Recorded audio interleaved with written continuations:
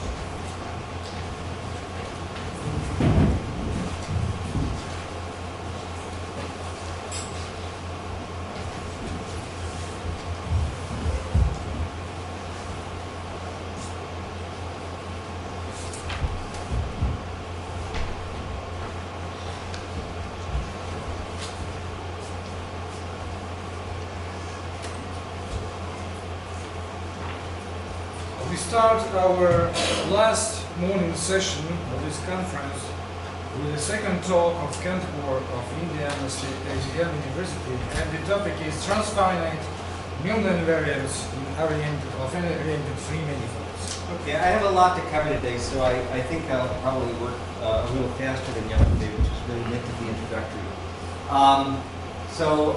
We talked about what this meant last time, and the most important thing I can say once again is to acknowledge my my collaborator. So last time we talked about basic things. We talked about the transfinite lower central series of a group. We gave examples. We talked about the Magnus expansion. This was all aiming towards defining Milnor's invariants as he defined them in his original work. The Magnus expansion takes a free group into the power series ring. It's defined by taking a generator to 1 plus Ti and its inverse to the obvious thing it had to be. And the key power of the Magnus expansion of this homomorphism is that the word is in the k lower simple subgroup of the free group if and only if it looks like 1 plus terms of degree greater than or equal to k. Probably too many lambdas. Oh, sorry about that. Too many lambdas? Let's see. Oh, I see. This lambda means longitude. Maybe I should have used L there. Thank you, yeah. Okay. And we talked about some of its properties that Stalin showed that, in fact, if I consider the zero surgeries on links, it's a homology with orders of invariant. The mu bar invariants of the underlying link are a homology with orders of invariant of the surgery on the link. And therefore, it's concordance invariance of links, and Barnaton and Lin separately showed, in fact, Milnor's invariance are finite state invariants. And then the main theorem Milnor proved. He did these, he gave lots of examples, he asked lots of questions, but ultimately the Milnor invariants of link less than or equal to k vanish if and only if the longitudes are in the kth lower central subgroup of the link group. And that's if and only if I have for each meridian gives me the collection of meridians give me a map from the free group to the link group, and that has to give me a nice morphism of lower central series quotients through link k plus 1. So those are sort of the intrinsic properties that the Milnor invariants have. And the problem we want to talk about is to construct transfinite versions of Milnor's invariants. Now, you know, there's still a lot of work people are doing about Milnor's invariants, but you know, there was a time when this was sort of a big open question, and anybody who was thinking about Milnor's invariants was thinking about that question. Now the question seems to be forgotten. But it's not just a central question because it's old and because it was Milnor's question. If you just think about it, I mean, this is really opening up, this isn't just studying things that we know, it's opening up a new collection of invariants. It's seeing new things we hadn't seen before. It's really it's obviously the next question to ask when you're studying Milnor's invariants, and I think, in my perspective, it's clearly the most important problem to answer about Milnor's invariants at present. Okay, so we talked about my intentions for this talk. define good candidates for finite and transfinite three-manifold versions of these. This was aiming at trying to understand more about Milnor's invariants by understanding if they actually hold in a more general context, and if you can realize transfinite Milnor invariants in a more general context, since we haven't yet been able to do it for links. Okay? What good is, of course, has to be justified. I'm going to state the main theorem, and that's that you can, in fact, precisely, that says if you can, in fact, realize transfinite Milnor invariants of links, or not of links, but transfinite Milnor invariants of three manifolds, that if you pass to the larger collection of all three manifolds and not just links, you can realize transfinite Milnor invariants. And I'm going to talk about why it is that these are good candidates for what you might mean by Milnor invariants for three manifolds. So that will be two things: to actually talk about its relation to actual Milnor invariants in the case of links, and also to show that it's somehow equivalent to that, and also to show that it has geometric interpretations which are similar to those that are true and have been shown from Milnor invariants. Then to talk about more generally what happens if two manifolds have all the same Milnor invariants. What can you say about their homological Borsum type? And then time allotting, which I very much hope I have, I'd like to say a few speculative words at the end related to finite type invariants. So goal one, I did do this last time. I gave a definition at the very end, but I want to remind people of it. But first, let me remind you the background I need to do to even define it. We had to talk about closure of groups. The notion due to Levine, somehow I thought I had his name next to the definition, but it should be there. This is slightly different than the definition he gives in his papers. It's not known it's precisely equivalent, but it's the right condition if you're thinking about homology Borsum. It's the right notion of closure if you're thinking about homology Borsum. So remember, you have a certain type of equations, just things look like an element of the group times commutators in determinants, and you want to know that any finite system of equations like that over the group, the GIs are in the group. Any system of equations over the group have unique solutions, and the uniqueness is central to this notion. Unique solutions in the group, and then we say it's closed. And then Levine defined the closure to be the initial closed group a group maps to. And he showed that, in fact, every group has a closure. So people here are pretty comfortable with categorical language, right? It's a functor from groups to closed groups, right? Together with a natural transformation from the identity functor to the closure functor. That is, you have a map you have a homomorphism from pi to its closure as well, which behaves as a natural transformation. Okay? And then given any group that's closed, there's an extension from pi to the closed group into the closure to the closed group. So it's the initial closed group that pi maps to. And in fact, the closure of a group is an invariant of homology Borsum. If I have homology Borsum between manifolds m and n, then they have the same group closure, as does the group closure of the fundamental group of the Borsum. I put a couple of links here for those citations here for those who are interested. If you really would like to look and learn something about Levine's closure, really the place to begin. It's nice, really beautifully written up in its initial papers. In particular, I think the link concordance in algebraic closure 2 might be the right one in Advencialis. There he showed that the transfinite invariant that we talked about vanishes if and only if links are concordant with what are called sublinks and homology boundary links. So I think that's probably the better paper which we look at. This was an approximation of the group closure that we talk about here. Okay, so how do I define transfinite Milnor invariants? Well, you want to begin with some fixed manifold, which is something you're going to compare things to. This is like beginning with a trivial link exterior, a trivial link, and you want to compare things to a trivial link. You don't have such an obvious base point in the world of three manifolds as the trivial link, so you choose one. You compare things relative to that. And the idea is I would like to say, well, does a group have the same lower central series, or the closure of the group have the same lower central series as this three manifold group? Does given another three manifold, how close is the lower central series quotients of the closure to the lower central series quotients of the closure of n? So you assume that they in fact are equal up to some term. Let me remind you that if lambda is a finite ordinal, then the closure modulo the term of the finite lower central series is the same as the group modulo the term of the lower central series.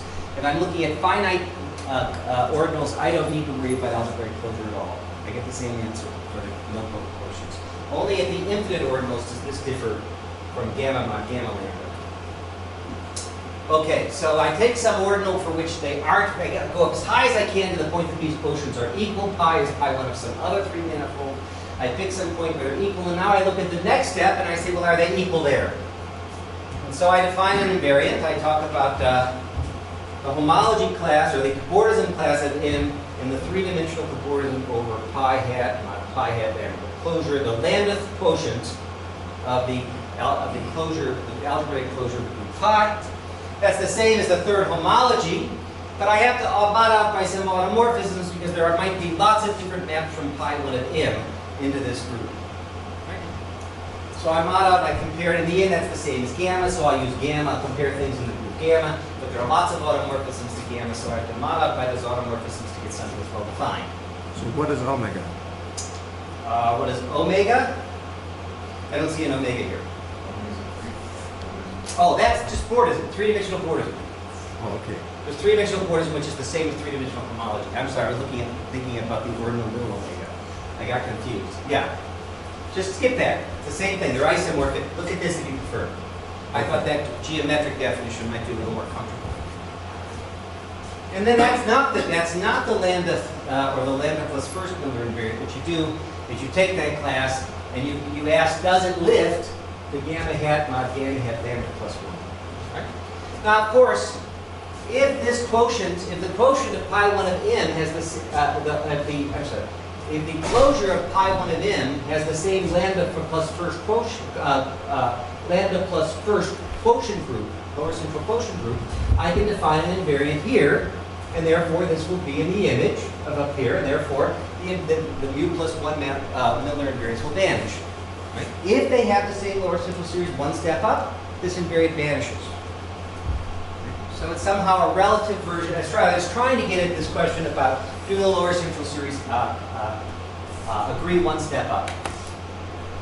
And assuming that the groups actually have the same algebraic closure at any lambda and quotients at any lambda, and furthermore, you can just talk about sort of the initial Milnor invariant, that is the homology class of M and the 3-dimensional homology of the closure of the M titled in M. Okay, so that's sort of the initial Milnor invariant, transfinite Milnor. And these are, of course, homology cobordism invariants, because if two manifolds M and N are homology cobordants, then in particular that homology cobordism also has the same group gamma. And so I get, in fact, I get a cobordism over gamma, and therefore the fundamental classes are homologous. So what's the main theorem? The main theorem now I can state clearly. Suppose we start off with this group, which we talked about before, the semi-direct product of z squared by z, where z acts on the kernel z squared by negation on each factor. It takes e to the is to e to the negative is, and e to the it to e to the negative it in S1. I'm sorry, I'm being unclear. That's the group. It takes a generator to its invert, to negative the generator at z squared.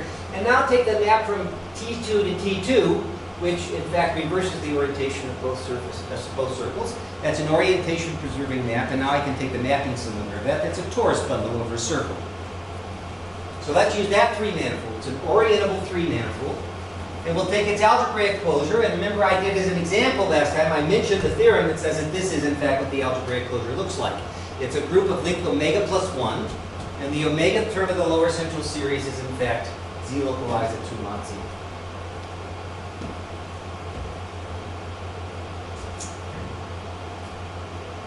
And then the theorem is that, in fact, there is a manifold that has the same algebraic, for which the fundamental group has the same closure as the manifold N, the group of the manifold N, and yet these three manifold invariants, these, if you like, initial Milnor invariants differ.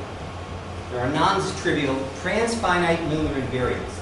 This is the omega plus first term, which is the final term. It has all the finite Milnor invariants vanish, but these don't. They're not equal. Distinct manifolds detected by transfinite Milnor invariants. Okay, that's the theorem. And now what I have to do is to give you some justification. Next step, why are these good candidates? Why is this a reasonable notion of Milnor invariants? Otherwise, I'm pulling your leg and not doing something very convincing, right? I have to convince you it's a reasonable thing. I'll do that in 2 steps. First, I'll talk about transfinite Milnor invariance of links and basic results there that go a long way back that I did years ago. And see that this definition is consistent with definitions from the distant past when it comes to actual links. And then I'll talk about geometric interpretations of what it means for these invariants to vanish. You'll see that it's quite a reasonable definition. Okay. Okay, so the first one, what about transfinite Milnor invariance of links? And there I'm going to go back to a very ancient paper of mine from '89, early in my career. I was young once. Take the Milnor invariant, I'll take all links with Milnor invariance of length less or equal to k vanishing.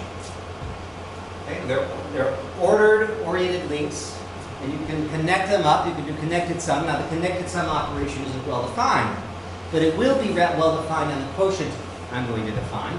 Let's define the equivalence relation is defined two links to be equivalent if they have the same Milnor invariant of length k plus 1.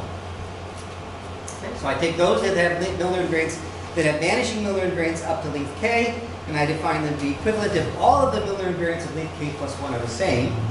And that gives me an abelian group under connected sum. It's a well-defined operation. And the theorem I proved years ago was that, in fact, that abelian group is isomorphic to this cokernel. And that was how I proved years ago that I talked about the number of, I solved this problem Milnor asked about what are the number of linearly independent Milnor invariants by computing this, actually computing this group on the nose. Okay? So that tells us that, in fact, at least in this sense, this is a really good definition of Milnor invariance of three manifolds in the sense that if I take a look at this definition for Milnor invariance of three manifolds and restrict it to those three manifolds which are zero surgery on links, I really do get Milnor's invariance on the nose. So that's one sense in which they're the same. Okay. A technical note, when I'm talking about general three manifolds, I have to mod out by automorphisms of this group. Okay. But it turns out that isn't an issue for links, at least not in the co-kernel. Because links you have an ordering of the vertices, and so the meridians actually give you a fixed map from F into the link group. But that sort of isomorphism isn't determined by something like the meridians in general. And so somehow the isomorphism from the link into F mod Fk is determined just by the order of the components in the meridians. So this is all well defined, and I don't need to worry about modding out by automorphism. I put the reference here, citation at the bottom, in case anybody ever wants to look at some ancient mathematics. I think it was proven about 200 years ago. It's in Vinciones in '89. Okay. Now I'm going to take a brief moment and talk about, I'm going to take a very brief moment here and talk about how one realizes these invariants. It turns out every element in H3 of F mod Fk can be realized as the invariant of link. Any theta. Remember I talked about for any x in here there's a link such that has vanishing Milnor invariance of link k, and theta of that link, what I call theta k of that link, is the element x. They're all realizable. See, that's somehow built into this idea. If this co-kernel gives you an isomorphism between Milnor invariance, and there's an isomorphism between Milnor invariance and this co-kernel, the equivalence between Milnor invariance and this co-kernel, then everything in this co-kernel at least should be realizable by a link. In fact, every element in H3 of that group is realizable. So I'm going to take a minute and go back and review some of the old mathematics. I have a reason for doing so. Will come up. How far is this from Avogadro and Ling? I don't know how to answer that because I don't know what you mean far enough away. These improved similar results. They got similar results. They followed mine by several years. And in fact, I think that part of it came from using the implicitly using the language. But they were using they talked about break group type realizations of automorphisms in this group. Yes. Yeah, the work came a few years later, maybe 4 or 5 years later. I don't remember exactly when. And yes, they can get, for example, the same formula for linear independent Milnor invariance from the techniques. So once this was gotten, several people got it in any number of ways. That's a good question. Okay, so what was the idea here? And by the way, the realization technique they used followed the same one I use here in a sort of lower dimensional version. So, so here's what you're going to do. What we're actually going to do is we're going to lift this invariant to an invariant you can actually define in pi 3 of a space, I take the Eilenberg-MacLane space for f bar fk, the space whose fundamental group is f bar fk, and all higher homotopy groups are trivial. And what I'm going to do is I'm going to take the map of the wedge of circles that are given by the meridian, make it an inclusion, and add some disks. And it turns out that's a space whose third-dimensional homology is the same as f mod fk, because the first homology is free on this wedge of circles. So all I do by adding the disks is to kill the first-dimensional homology, and all the higher-dimensional homology stays the same.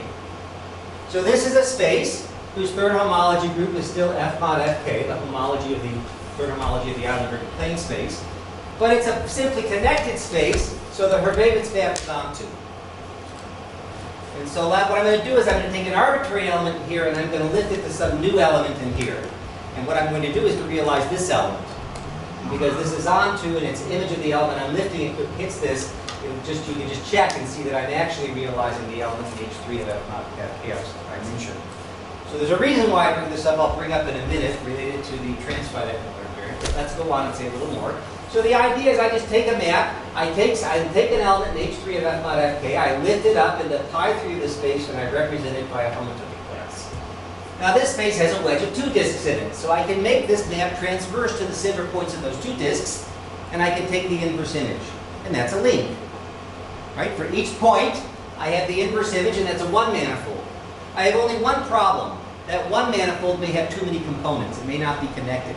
So I now have to connect those components up without changing the homotopy class of the map I started off with.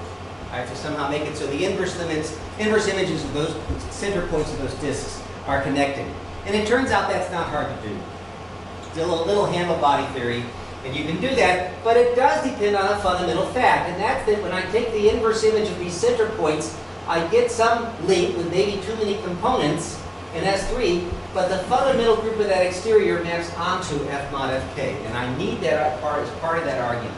The only reason I brought this up is to mention that I need that as part of this argument. But what's the relation with center points and... That gives us, each center point pulls back to give you a link. Yes. What I want is for each center point to pull back and give me a knot. So I want to connect up those oriented components that I pull back, so I have a single knot for each center point. And then if you just look back and think about it for a while, zero surgery on the link I get will give me, will have a map to f mod fk, which will realize the manifold I need. It's a little thought to put into it, but that'll work. Okay? So the key thing is I need to connect up the pre-images of these points that are the center points of the disk. It's doable. I'm not going to explain how. It's pretty easy. But it does need this fact about fundamental group of the exterior of this big complicated link being onto f mod fk. So what about the transfinite Milnor invariant? Well, let's assume that, in fact, I have a link with which all the Milnor invariants vanish. Well, then one can show that if I take the closure of the free group modulo the intersection of the lower central series, that's the same as what I get for this link group with the Milnor invariants vanishing. That the closure of the link group modulo the intersection of the lower central series is isomorphic to the corresponding group for the free group. And so I can now define an invariant in H3 of f bar, and that's called theta. That would be the omega Milnor invariant. That would be the omega Milnor invariant. So transfinite Milnor invariants of links were defined a long time ago. They were actually defined in this form by Levine. I guess, I'm a little bit embarrassed to admit that I keep on insisting on some credit for myself here. Let me explain why briefly. Nobody had any idea how to do anything to get transfinite Milnor invariants. The previous work I did suggested to me that one should take the inverse limit of the f mod fk, the nilpotent completion, and I defined an invariant lying in the nilpotent completion of the free group. And the problem is the nilpotent completion of the free group is an uncountable group and probably has uncountable homology, but there's only countably many links. So obviously I shouldn't be able to prove a realization result there. The problem is the group was too big. And it was precisely that problem that led Levine to think about the algebraic closure. The point about the algebraic closure is that even though it's an infinite group, an infinitely generated group, it's locally finitely generated. And he uses that fact and basic properties of that to show that you can still realize things. Okay? So he does some tricks to show that you can still realize elements in this group. So given any x in here, I can realize it is the transfinite Milnor invariant of a link. So of course you ask yourself, what? Oh, yeah, so that's his theorem. given any x in H3 of F bar or any x in H3 of the algebraic closure. This is the residually nilpotent quotient of the algebraic closure. That's the algebraic closure. Given any element in either of those, you can realize it as the transfinite Milnor invariant of a link. And so you say, so well, why hasn't that old problem been solved? And the question is because no one can compute these groups. They're just too abstract. It's hard to get at them, and it's still uncomputed. We can't say much about these groups at all. We don't understand them. We don't understand them. But there are three manifold groups for which we can compute the third homology of the closure of the fundamental group. That's the key idea. In fact, we don't even know if they're the same group or not. It may be that the algebraic closure of the free group is residually nilpotent. We don't know. There's so many open questions here you can't imagine. And only now are we beginning to solve some of the earliest questions that Levine asked back in like 1980 almost, somewhere around 80. Or somewhere around 89, 89 or 90. Probably around 90, he asked a number of questions. Only now are those questions beginning to get answered. This one, though, is not in sight at the moment. I should say that this problem looks to be very deep, whether or not these are isomorphic. It seems to be related to an ancient conjecture from like around 1960 of Gilbert Baum's law called the pair-free conjecture. There's evidence this is a hard problem. Nonetheless, I think it's related to all sorts of other issues, not just links, but things about form manifolds and about classification of topological form manifolds. There's a lot of issues I think understanding more about this group would be relevant to. Just know more about it. Okay, so much for talking about why it is that the things we have correspond, that the transfinite Milnor invariants do correspond to what I'm in some real way to what I'm doing for general 3 manifolds. Right? That's old mathematics in a sense. The question is now, how do I give it geometric interpretations for these to further justify this notion? What does it mean to say that they vanish? So let's talk about that. First, I want to talk a little bit about what a K-group is, or a K-1 class K group, rather. Class K group. So let me just quickly say, the class 1 group is just a knot, or a circle. It could be a 4 manifold or a 3 manifold. The class 2 group is a surface it bounds. That's class 2. The class 3 group means I take class 3 group means I take a half basis, half of a symplectic basis, for example here, and I let that bound another surface. And then I just iterate. That's a class 3 group, a class 4 group, which would be I would take a circle in that, and I would let it bound a surface, etc.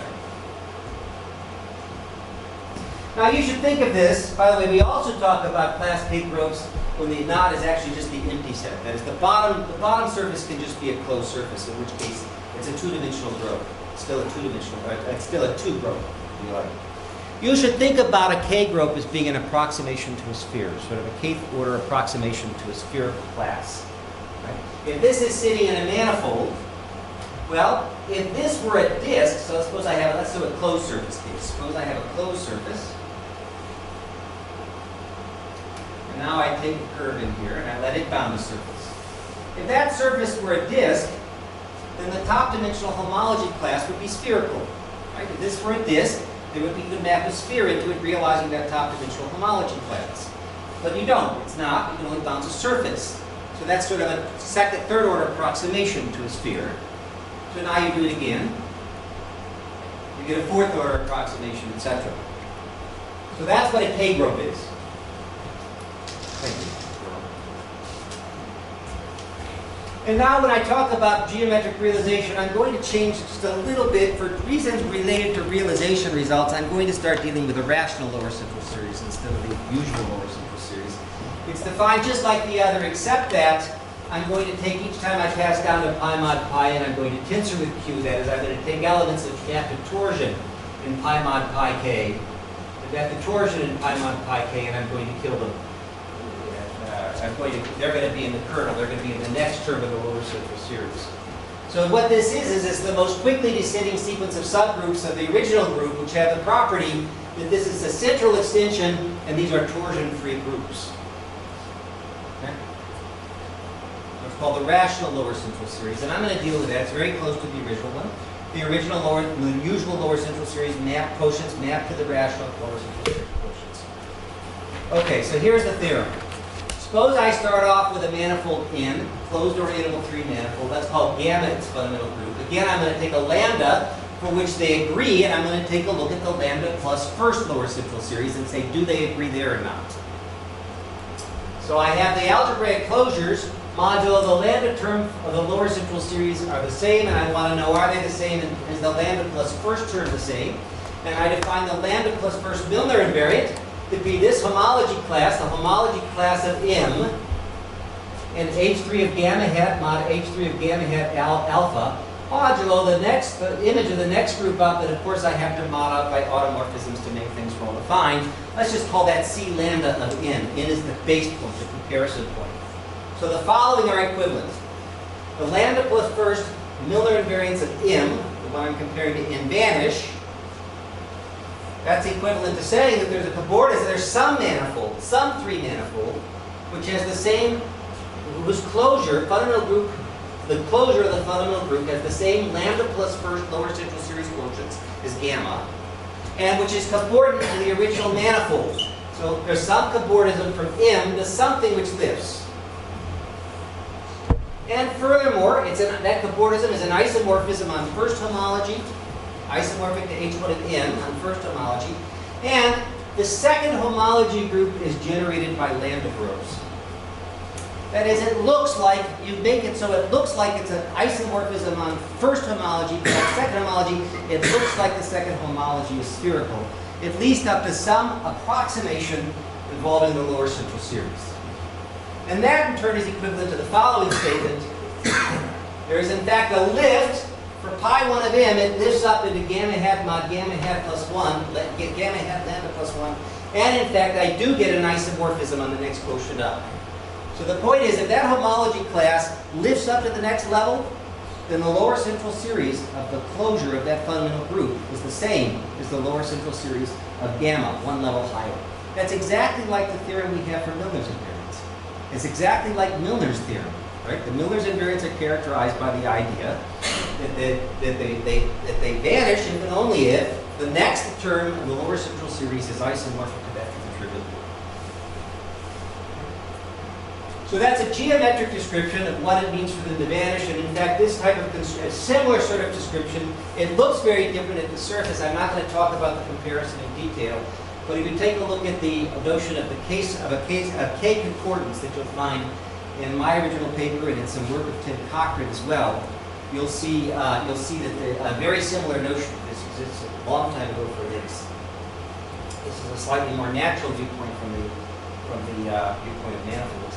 You can also get a vanishing criteria, a geometric interpretation of vanishing for the initial Milnor invariant.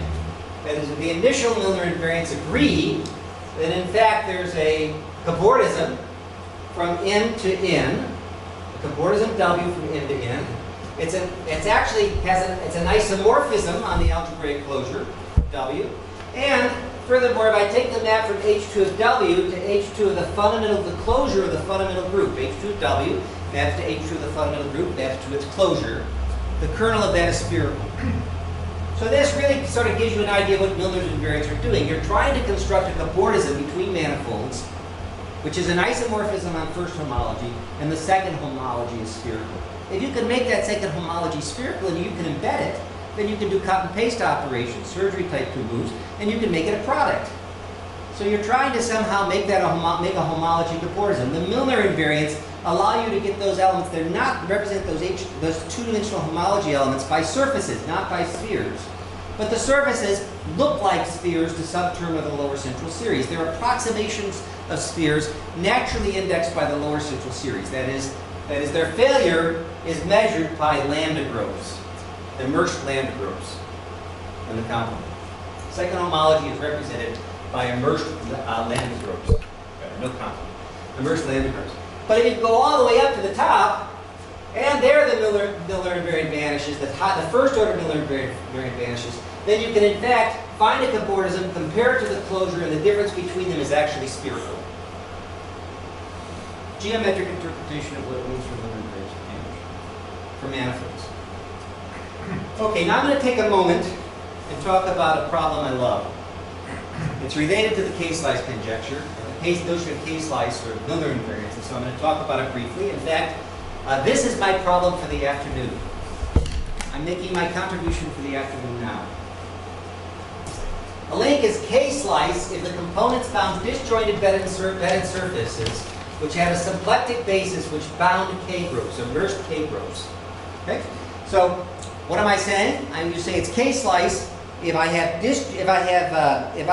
disjoint surfaces that the link bounds in the foreball, and those surfaces it bounds look like disks to the kth lower central subgroup. K can be any ordinal.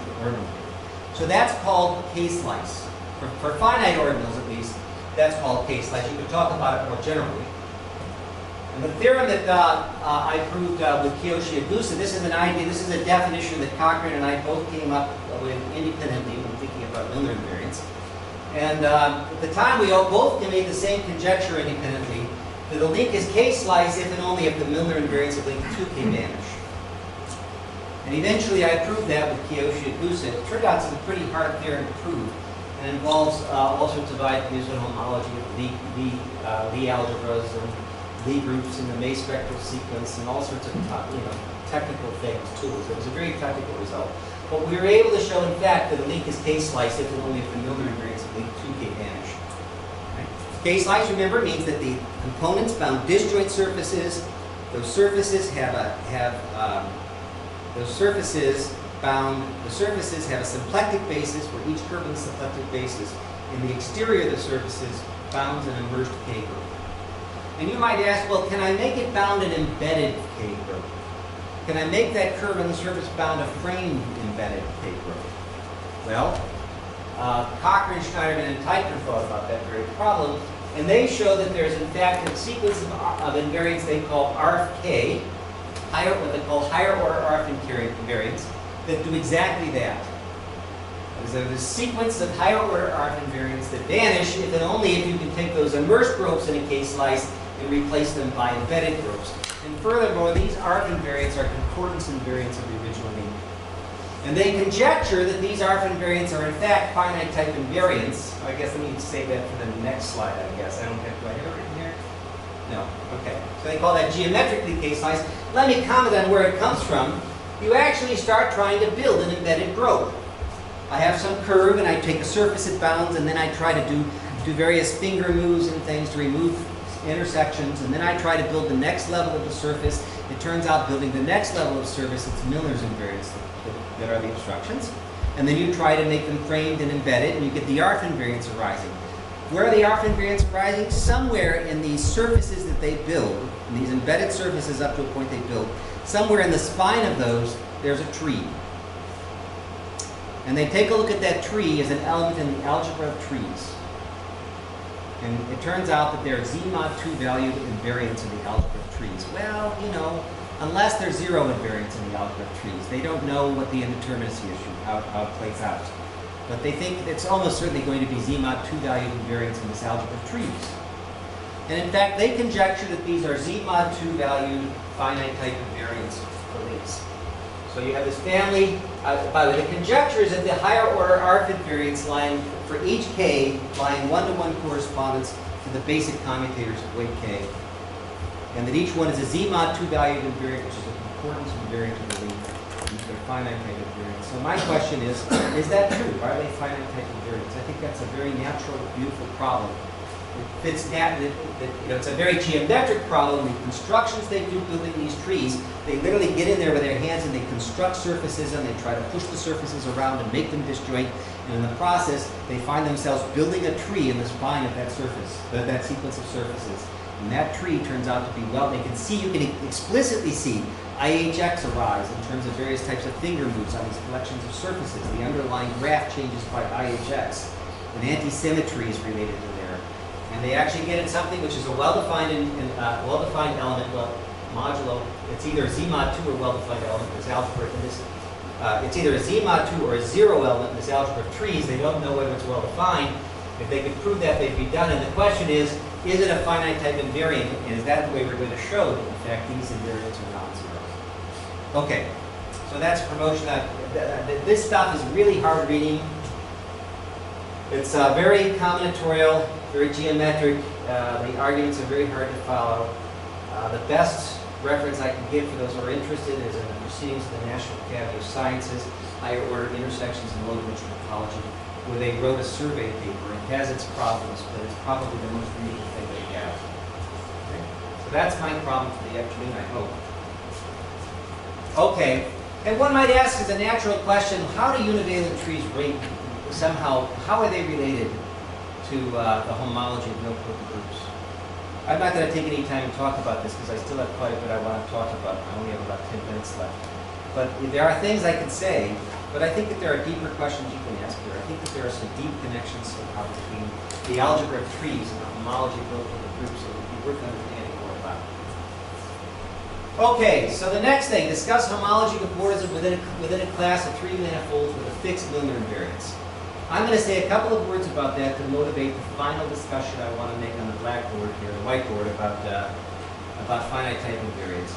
And I'm not just going to say a few words. I'll state a theorem and say a few words about the proof. It involves things that I think are probably of minimal interest to people in here, but I'll throw out some words so you know what sort of tools are involved. Okay, so it's just very, very simple. Okay, so remember this was our main theorem, that you can realize transfinite Milnor invariance for this group at least. So what we can suppose that all the Milnor invariants agree with the Milnor invariance. Suppose I have a manifold M, and M and N have all the same Milnor invariants. What can I say?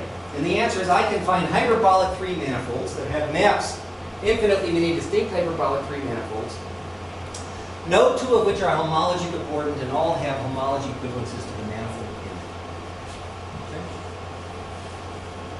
So in fact, once I fix all the Milnor invariants, there's still a whole lot of stuff around I can find within each equivalency class of Milnor invariants. I can then ask the question, what are the possible homology proportional classes of manifolds? And there's a rich collection of invariants available for that. So let me just say a quick word. Okay? One uses L2 signatures, or the Cheeger-Gromov-Rowe invariants. These are analytic invariants associated to a representation on a 3 manifold. Given two such representations on a 3 manifold that extend across, or given a representation on a 3 manifold that extends across some 4 manifolded bounds, there's something called the L2 signature theorem that allows you to compute that Rowe invariant in terms of the L2 signature of a 4 manifold. What's the L2 signature? We're looking at the equivariant intersection, at the 2-dimensional intersection pairing on the manifold. It takes values in the complex group ring of an infinite group. And so it's somewhat hard to talk about signatures when you're doing something, when you're talking about a form on an infinite dimensional vector space. So what you do is you embed the infinite dimensional vector space in a von Neumann algebra. And in von Neumann algebras, modules over von Neumann algebras actually have a notion of dimension which is real valued. Satisfies much of the things you would expect dimension to. You can talk about a positive or negative eigenspace, and you can compute this real valued signature. And that tells you the difference between the eta invariance and the n. And then in a paper with Jae-Chun Cha, we proved what we call the amenable signature theorem, which says that representation goes to something called an amenable D group. It's an amenable group which has an extra property. It's a homological property called D group, which is due to Strabel. The notion of D group is due to Strabel. Then you can show that in fact those using that in the L2 signature theorem that the Cheeger-Gromov-Rowe invariants are homology proposal invariants. Okay? And you need the Kahn-Thurston theorem that says that groups embedded in a cyclic group somewhere to make all of this work. And then, well, then you can actually use techniques that were developed in papers of Cochran, myself, and Peter Teichner, Tim Cochran, myself, and Peter Teichner, to understand knot concordance, to realize these L2 signature things used by just basically using some facts about handle-body decompositions and the relation to algebraic to persistence of equations over a group, together with some things about doing satellite constructions using knots which have non-trivial L2 signatures, to realize these non-trivial proportions with non-trivial L2 signatures are therefore distinct homology proportions. Now, that's all I'm going to say here. I'm going to open up this now and talk about some light. I want to say just a couple of words here at the very end. I have about 4 minutes, not very much. But let me say a couple of quick words here.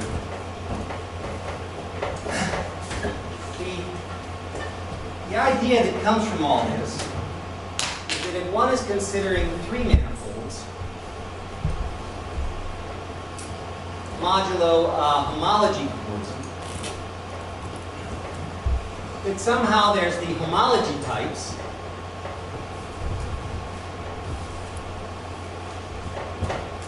and then somehow there's something over here which is like something related to surgery or pairings, things that somehow are related to signatures and things like that. Okay? And ideally, you'd like to think of those signatures somehow that these surgery type elements as acting on three manifolds. That's related to this idea of the construction we use to create things with non-trivial L2 signatures. Now, suppose instead, let's just comment, by the way, this is sort of homotopy theory. It also seems to have something to do with the algebra of trees, at least in the case of links. So this somehow, so now let's suppose I consider three manifolds modulo homeomorphism. And somehow this too seems, by the notion of, by what we know about finite type invariants, to have something to do with homology types, right? For example,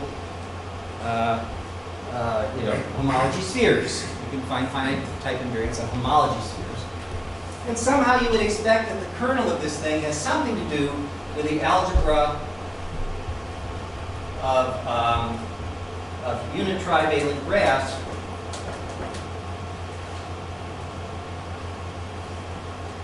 with homology. Right? And somehow three manifolds modulo homeomorphism is related to unit trivalent graphs. Over here, at least part of what's going on in homology types is related to graphs, to trees rather. And so the kernel of that somehow should have something to do with the algebra of unit trivalent graphs with homology. Now, that might suggest as a first approximation doing a relative version of finite type invariants. So for example, you could fix a three manifold, and you could define, say, we'll call it C of n, for lack of a better name, would be all maps from a three manifold to n, where this is a homology equivalence. And you might naively guess, as the first thing to try, is that you could define three manifold, or you could find finite type invariants on homology equivalences of three manifolds. Right? It seems like a natural idea. In a sense, the map is acyclic. The mapping cone, if you like, of the map is acyclic. So in some sense, you're comparing two three manifolds of the same homology type. In spirit, you might think of the domain as being something like the range plus a homology sphere, except that isn't what it is in general. But there might be finite type invariants, and you might try that. And I think that's exactly the type of thing in spirit that's being done in Cochrane and Cochrane. Who's Cochrane's? I'm forgetting. I'm just blinking on who's Cochrane's. Christine, you mentioned them the other day. Cochrane and who? Melvin. But also, I think this is in Gusarov, the idea of Gusarov, and Habiro as well, and the things they do with class procedures. It's building on that idea. But I think it isn't the right thing to do. A little bit more and I'm done. I don't think it's quite the right thing to do. I think there's a slightly different approach that makes sense. And it has to do with something called Vogel localization. I think you are starting a new topic and you are past your time. According to this, it just rang for my 45 minutes. 46. I only need about 2 minutes. Well, here. I checked my watch today. Well, can you postpone the open problem session, no? Okay, you have 2 minutes. 2 minutes? Yes. I'll talk about it in the problem session. Okay. It's a pretty vague problem. It's just very speculative thinking. Okay.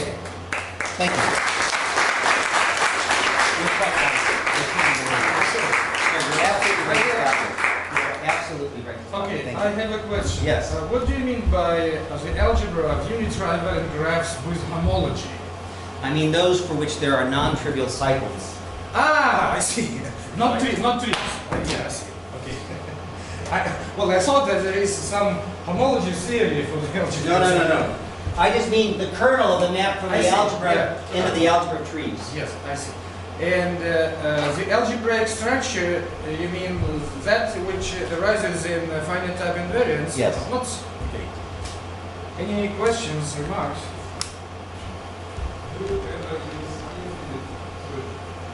Do I have what? Do I have a what infinite surgery? Yeah, we use. Well, I don't know. I guess that depends on what you mean by infinite surgery. I think the short answer to that is no. But what do you mean by that? You have an idea? Oh no, I don't think so. And I think that this groping type construction and building infinitely long things is somehow more closely related to Cassel-Handel type constructions. Building a single sphere as opposed to building an infinite number of spheres in some way. I mean, I don't know the answer to your question, but I think the answer is no, I've never done it. But maybe if we talk about it more, I'll be able to say more. I have one more question. Well, thank you, yes. Can you understand your construction of Milnor invariants of three manifolds as a generalization of the classical Milnor invariants to framed links? Because any manifold can be obtained by surgery on a frame. Oh, I see what you mean. Yeah. The answer is no, I don't know a way to do that. Let me just give the short answer to that. It's a good question, and it's definitely worth thinking about. This is all new work, and I haven't really thought about it in depth. I don't know a way to do it, and I'm a little skeptical in general that can work, but I'm not certain. It's a good question. Okay, so let's... Is there any, sorry, this is probably completely wrong, but is there any sense in which your Milnor for three manifolds are finite type in the three manifold sense? My Milnor, I don't know, and that's a good question too. In fact, that's part of the whole point here, was to bring it up to this audience for these sort of questions. I'm hoping that people are going to tell me a lot, to say the truth, about, in particular, relative to this final discussion that I'm not going to be able to finish. But maybe I'll be able to do it during the problem session, say just a few scattered words about it. And maybe people can teach me a lot that would be relevant and tell me all the reasons why these wild ideas won't work. And I'd love to hear them. Okay? Yeah, good question. Okay, let's thank the speaker again. Let's continue at 11 sharp. So once more generalization, I almost asked it as a question, but Yeah. What a break! Yeah. I'll tell you in a second. I haven't yet caught the idea when you get this map and you have centers of disks. Why is that? Why is the invariant of point exactly what you need? So Oh, it's a little